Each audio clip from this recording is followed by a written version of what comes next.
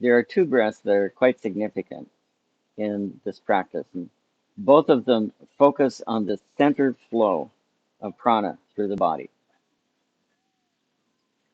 You may have seen the medical symbol, the caduceus. It has a rod. It has two serpents coiling up the rod and then facing a center point, and then two wings coming out. The rod is the spinal cord. The serpents are Ida and Pingala. The eye is the third eye, or the center orb is the third eye, and the two wings are the two different brain hemispheres.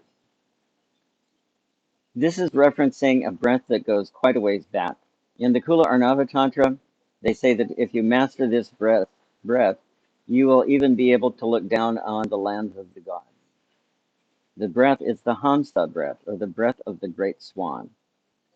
It's actually a subtly difficult and extraordinarily easy breath.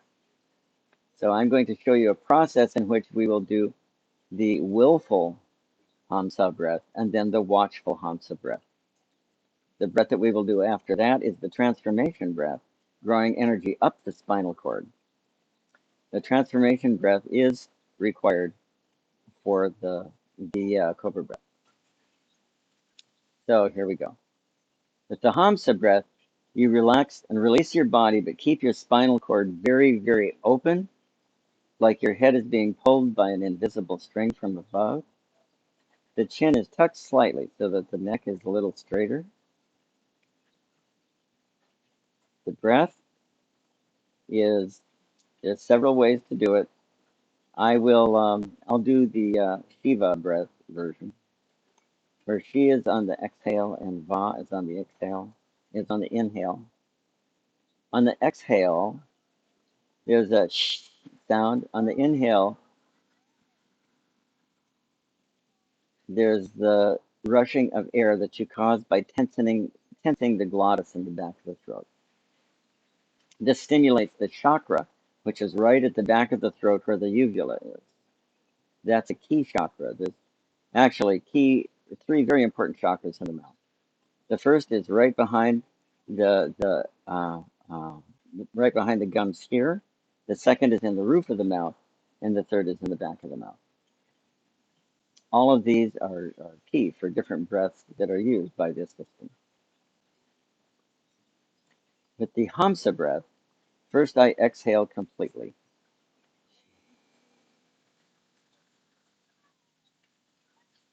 And then I make a slight ba sound.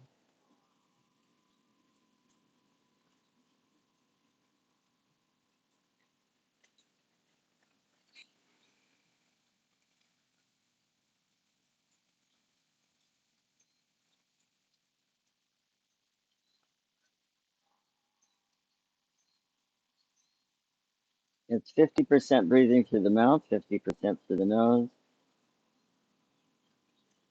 The shoulders are relaxed.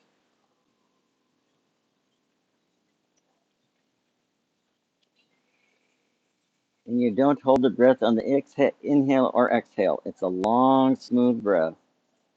In time, you'll want to do about 20 seconds for each exhale and each inhale.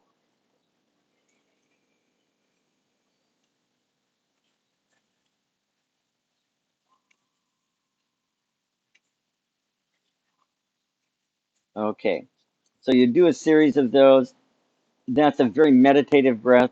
I don't count, and I recommend that you don't count because what will happen, for a while you'll be doing it and you'll be focusing on what you're doing and how you're doing and the technique involved. You'll be focused on the technique.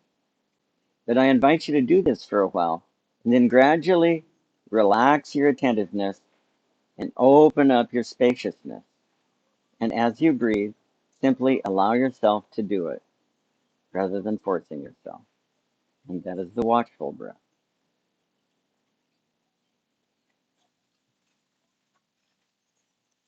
So for me, the difference looks kind of like this. I'll exaggerate 2 or 3 willful breaths, and then I'll shift to watchful.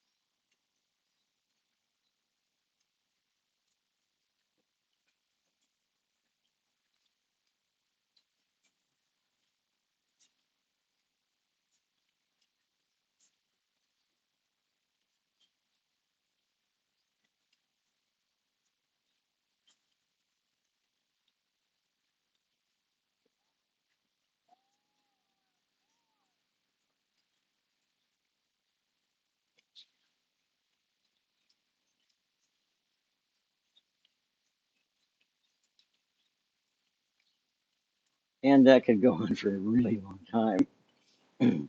However, we have another breath to do. And this is the transmutation breath. And this is a key breath to learning Cobra. In the transmutation breath, as I inhale, I picture energy being drawn up the spine.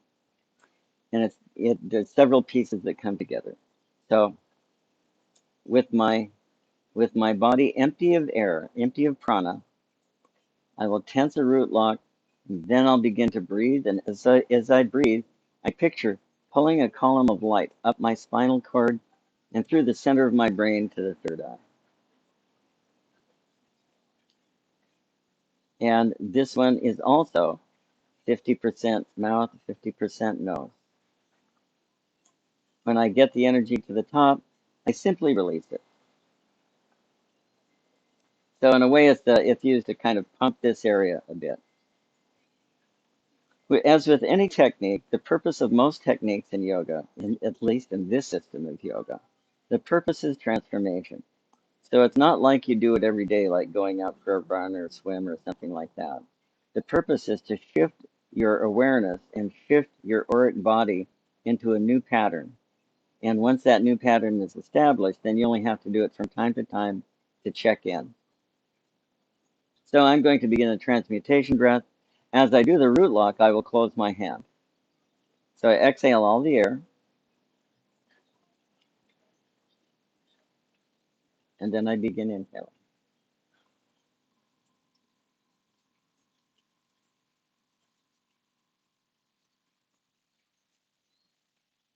On the last part of the inhale, I reach up and forward with my crown, and it helps pull the air up, the energy up the last bit.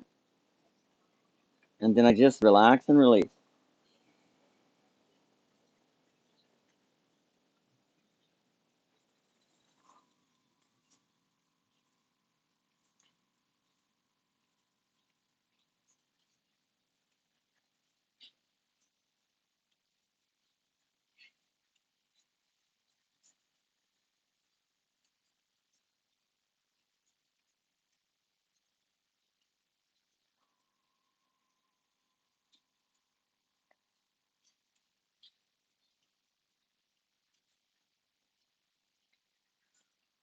Now notice there's a slight hold at the top, there's a slight hold at the bottom.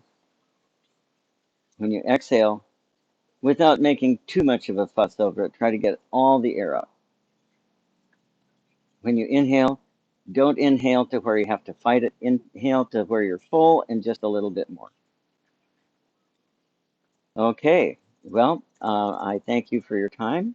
And so I encourage you to practice the cleansing breath, the Nadi Shodhana, the balancing breath, the transmutation breath, and all the rest if you'd like.